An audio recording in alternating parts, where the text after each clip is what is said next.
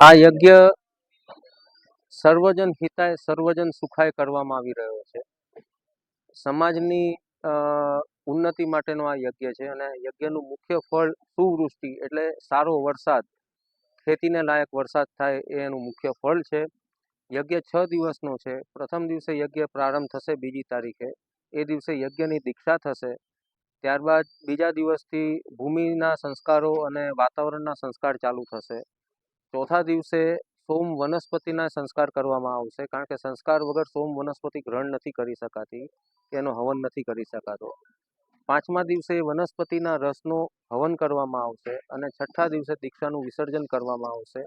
દરેકે દરેક યજ્ઞનો જે 6 દિવસ છે યજ્ઞ માટે નવા જ છે, એટલે 6 દિવસ આપણને નવું જાણવા અને નવું જોવા મળશે.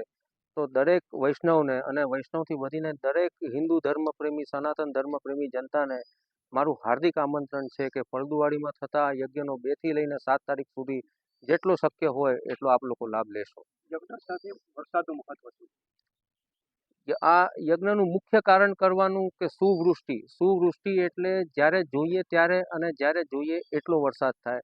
કારણ કે ઘણી વખત એવું બનતું હોય છે કે આપણે લીલો દુકાળ એવો શબ્દ સાંભળ્યો છે કે ખૂબ વરસાદ પડે પણ એ વરસાદ આપણને કામ ન આવે. પરંતુ આ યજ્ઞ જે જગ્યાએ થાય છે એનાથી શાસ્ત્રમાં એવું લખેલું છે કે 100 યોજન એટલે લગભગ 300 કિલોમીટરના વિસ્તારમાં, એટલે આમ ગણીએ તો આપણું સમગ્ર ગુજરાત આવી જાય, પણ કમસે કમ આપણું કાઠિયાવાડ તો ખરું જ, જેની અંદર વરસાદની કોઈ તકલીફ ન પડે એવી આ યજ્ઞ કરવા પાછળની આપણી ભાવના હોય છે. આ ગૃહસ્થ ધર્મનો યજ્ઞ છે અને શાસ્ત્રમાં એમ કહ્યું છે કે સર્વ ધર્મનો આધાર ગૃહસ્થ ધર્મ છે.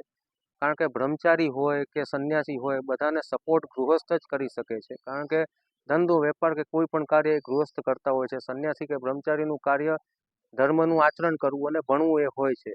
અને ગૃહસ્થ કોને કહેવાય કે જે પત્ની સહિત હોય એને જ ગૃહસ્થ કહેવાય.